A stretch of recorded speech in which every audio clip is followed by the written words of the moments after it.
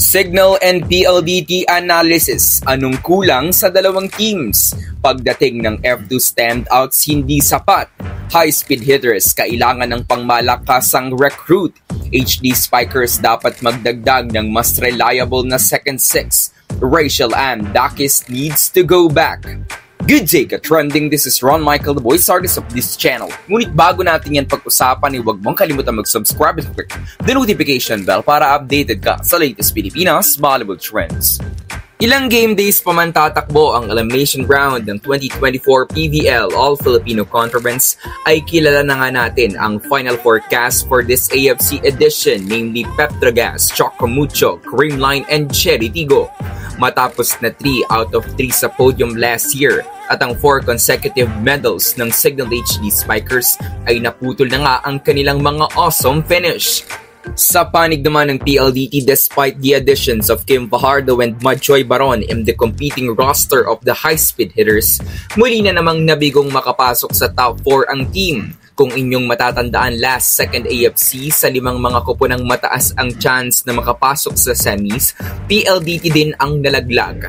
Ito na ang ikalawang sunod na conferences na wala sa semifinals ang PLDT. Kaya naman kuha sa litrato ni Kat Arado after their game against Signal ay makikita natin ang kanyang pagkalugmok.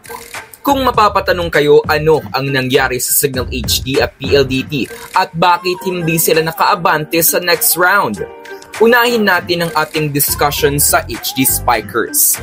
Si Jel Cayuna ang top setter ng liga with a setting average of 5.29. Sa lahat ng setters, siya din ang may most number of points with 45 points from 25 attacks, 9 blocks and 12 aces. Bukod sa pagiging best setter, siya ay top 3 sa listahan ng mga best servers. Well, matagal na namang namamayagpag si Jel pagdating sa setting department. Kahit nga noong mga times na naglalaro pa si Gia for Creamline, ay kay Cayuna ibinibigay ang Best Setter Award. Kumbaga, mataas na talaga ang level of skills ni former FEU playmaker. Pero ang nag-iba sa Signal ay mas naging pulido ang kanilang floor defense sa pagdating ni Don Macandili katindig sa team. Si Don ang number 1 best receiver at number 2 best digger. Maganda din ang ipinapakitang depensa nila Jovelyn Gonzaga at Ces Molina. Kumbaga pagdating sa non-scoring skills ay halos wala nang dapat problemahin ng team dahil ang mga manlalarong mainly responsible sa mga departments na yan ay maituturing na best of the best sa buong liga. Kung pinalad nga sanang makapasok sa semis ang Signal ay malaki ang chance na makakuha ng individual awards sila Cayuna at Katindig. Pero saan nga ba nagkulang ang HD Spikers? Kapos ang Team Awesome sa second stringers. Nandyan sila Chai Troncoso, Chin Basas at Jackie Acuña. Pero in their losses, hindi nakakapag-provide ng spark ang mga second six ni Coach Shaq para maituring silang magic bunot at makagawa ng difference para sanay na ipanalo ng Signal ang kanilang mga talo. Kapag naging off ang game ni Ces Molina or Vanny Gander, hindi mapuna ni Troncoso ang level of points na ginagawa nila Ces at Vanny. Kapag naman si Basas ang inilagay sa open hitter position, nabubutasan ang Signal sa depensa. At ganito nga din ang nangyayari sa team kapag inilabas si Gonzaga. Halos pasanin ni Don ang buong Signal team sa digging at receiving.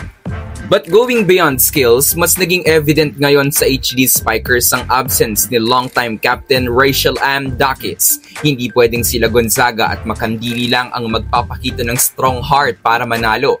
Kailangan ay lahat sila. Nagpakita sila ng matapang na puso in their win versus PLDT. Subalit huli na ang lahat dahil laglag na ang Team Awesome. Ating aabangan sa mga susunod na conferences kung paano magbabounce back ang Signal HD. Malalaman din natin kung sino ang kanilang magiging college recruit dahil madaming talented college players ang tutungtong sa pro. Para naman sa PLDT high-speed hitters, noon pa lang sinabi na nating hindi sapat ang pagdating nila Kim Fajardo, Madjoy Baron at Kim D sa team para mas maboost ang kanilang winning percentage to finally get their first ever PVL medal. Kailangan nila ng isa or dalawang all-around reliable outside spikers. Kung sa Signal, katuwang ni Don sila Ces at Jovelyn sa depensa, sa PLDT ay halos walang katulong si Kat Arado. Last conference pa man ay naoobserbahan na natin ng inconsistencies ni Savvy Davison pagdating sa depensa lalo na sa service reception. Ibig sabihin nito ay kailangan ni Savvy ng co-cover sa kanya para mas maging mataas ang kanyang conversion rate pagdating sa atake. Once kasi na na-eliminate si Davison sa attack option ng team, nahihirapan na silang makapagtala ng puntos unless maganda ang pasa at makakagawa ng magandang play sila Fajardo or D-Mac. At dahil nga target si Davison sa service, mayroon sanang outside spiker na siya namang sasalo sa team pagdating sa scoring. Kaya't nakakapagtaka, bakit binitawan ng team si Royce Tubino? Siya na ang most reliable scorer ng team next to Savvy and Erica. At nung nawala si Royce, bakit sila Majoy, Kiana at Kim ang ipinalit? Not against D, pero isang opposite na hindi makakapaglaro ang humalili sa paglisan ni Tubino. Maaaring andyan sila sa Monte, Bedonia at Giseo, pero kapag itinapat mo na yung tatlo sa mga tulad nila Ea Laure, Gemma Galanza, Brooke Sickle at Cici Rondina, kakainin sila ng buhay ng mga yan. Kaya naman sana sa darating na invitational/reinforced conference ay isang all-around outside spiker ang maging import ng team katulad ng kanilang former reinforcement na si Elena Samoylenko.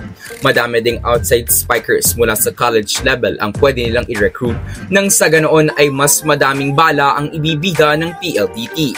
Asahan din na sa next conference ay makakapaglaro na si Kim D at kapag nakumpleto na ang sangkap ng high-speed hitters sa darating na liga, paniguradong dadating ang time na makukuha nila ang kanilang inaasam-asam na professional medal. So that's it for today's video ka-trending. Do not forget to subscribe and click the notification bell para updated ka sa latest ganap ng women's volleyball sa Pinas. Thanks for watching. Bye for now!